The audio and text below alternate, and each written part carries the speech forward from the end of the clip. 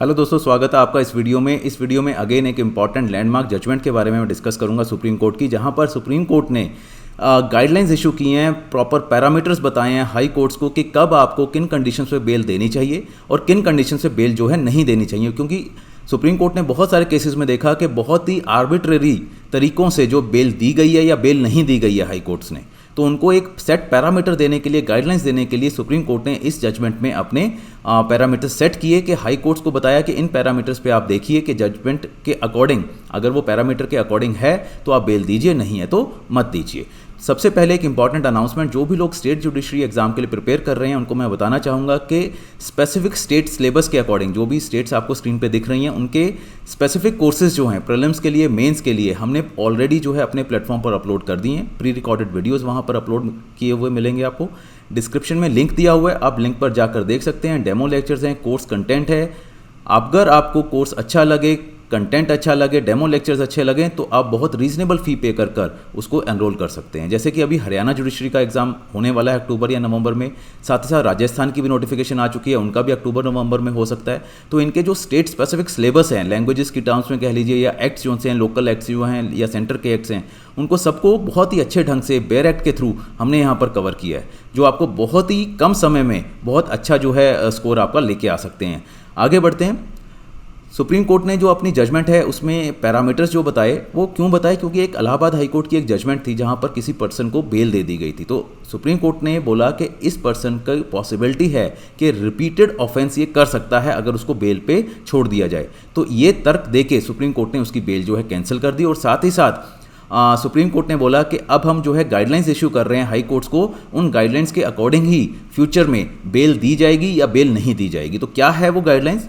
जो बेंच थी वो थी DY चंद्रचूड़ जी, जो कि फ्यूचर में जाके अभी CJI भी बनेंगे, MR शाह जी। इन दो जजेस की जो बेंच है, उन्होंने गाइडलाइंस क्या दी? सबसे पहली चीज़ क्या देखी जाएगी कि whether there are prima facie और reasonable grounds to believe that accused has committed offence. सबसे पहले तो देखा जाए कि प्राइमा फेसाई क्या कोई ग्राउंड है जिसमें बिलीव हो सके कि एक्यूज ने वो जो ऑफेंस है वो कमिट किया है या नहीं। क्या लगता है प्राइमा फेसाई FIR को देख के? ग्रेविटी क्या है, नेचर क्या है एक्विजिशन का, क्या ऑफेंस किया है, क्या उसके अगेंस्ट एलिगेशन लगे हैं, किस तरह के नेचर है। तीसरी चीज़ severity of the punishment in the event of conviction. अगर कन्विक्शन हो जाती है तो कितनी सिवियर पनिशमेंट हो सकती है? लाइफ इम्प्रिजनमेंट होगी, 7 साल की सज़ा होगी, 10 साल की होगी, या 2 महीने की सज़ा होगी। तो वो सब चीज़ें भी देखी जाएंगी जब बेल डिसाइड करनी है।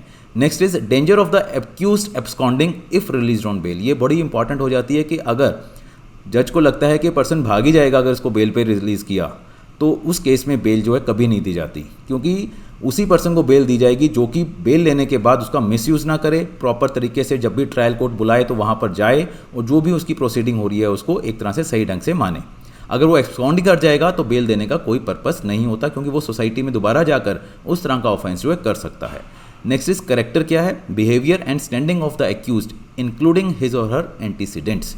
उसका पास्ट कंडक्ट कैसा रहा है, उसका करेक्टर कैसा है सोसाइटी में, बिहेवियर कैसा है, क्या वो क्रिमिनल बैकग्राउंड से है, क्या इस तरह के केसेस में पहले भी इन्वॉल्व रहा है, वो सब चीज़ें भी देखी जाएंगी। Likelihood of the offence being repeated, कि दोबारा ऐसा ऑफेंस करे उसकी क्या पॉसिबिलिटी है, ये भी जज को देखना है वाइल ग्रांटिंग बेल। अगर कोई मर्डर केस में आया है और लगता है कोर्ट को ये दोबारा इस तरह के केस में इन्वॉल्व हो सकता है दोबारा, या दोबारा मर्डर कर सकता है, उसके पास मोटिव है, तो डेफिनेटली वहाँ बेल जो है नहीं दी जा सकती।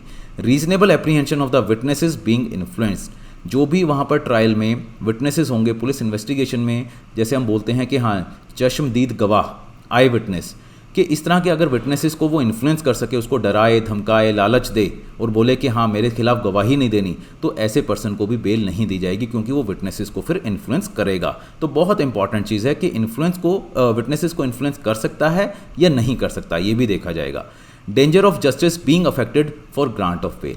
क्या किसी भी तरह से जस्टिस डिलीवरी सिस्टम को कोई डेंजर हो सकता है अगर उस पर्सन को बेल दे दें, ये भी जज जो है देखेगा बेल देते वक्त। तो ये कुछ पैरामीटर्स हैं जो सुप्रीम कोर्ट ने ले डाउन किए और बताया हाई कोर्ट्स के, इन पैरामीटर्स पे आप देखिए तभी बेल दीजिए। आर्बिट्रेरी वे में ना तो बेल रिजेक्ट कीजिए ना ही बेल ग्रांट कीजिए, राइट। तो जो भी लोग इंटरेस्टेड हैं इस तरह के और अपडेट्स के लिए, वो मेरे टेलीग्राम चैनल पे मुझसे जुड़ सकते हैं, लिंक आपके सामने है। और भी कोई आपका कोई फीडबैक है, कोई आप डिस्कस करना चाहते हैं, कमेंट बॉक्स पे जो आपका है यहाँ पर यूट्यूब चैनल पर, आप वहाँ पर डिस्कस कर सकते हैं, बता सकते हैं, हम उसके अकॉर्डिंग आपको और भी वीडियोज़ दे सकते हैं। आपको एक टास्क देना चाहूँगा यहाँ पर, इस जजमेंट का आप पता कीजिए, गूगल पे आप सर्च कीजिए, बड़ी लेटेस्ट जजमेंट है अगस्त 2021 की ही, उसमें आप देखिए कि क्या वहाँ पे टाइटल था और क्या उसका इसकी साइटेशन थी, सो दैट जब आप प्रीलिम्स में इस तरह का क्वेश्चन देखेंगे या मेंस में आपको कहीं साइट करना होगा तो आपको याद भी रहेगा, right. Thank you very much and all the best for your exam.